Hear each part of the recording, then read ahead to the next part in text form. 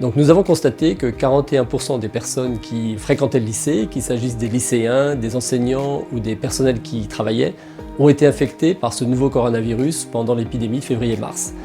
Et dans l'entourage familial des lycéens, c'était 11% des personnes chez qui on a retrouvé des anticorps.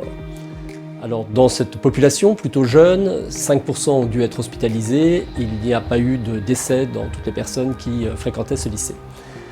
Ce qu'on a constaté également, c'est que les patients qui présentaient des signes comme la perte de l'odorat ou la perte du goût, pour plus de 85% d'entre eux étaient infectés par ce nouveau coronavirus. C'est donc que ces deux symptômes signent vraiment l'infection par le coronavirus. Et puis enfin, un fait surprenant, pour ceux qui fumaient, le risque d'être infecté était 75% inférieur à ceux qui ne fumaient pas. Alors bien sûr, le tabac, ça tue 75 000 personnes chaque année en France, et il n'est pas question de dire aux gens que vous allez fumer pour vous protéger du Covid-19.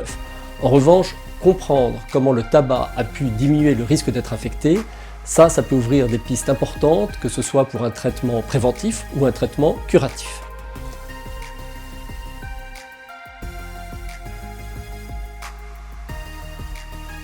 On se rend compte que finalement, ce qu'on appelle l'immunité collective, la proportion de personnes infectées en population, qui ici serait représentée par l'entourage familial de ces lycéens, 11% des gens infectés, elle est très loin des 60% qui sont nécessaires pour stopper l'épidémie.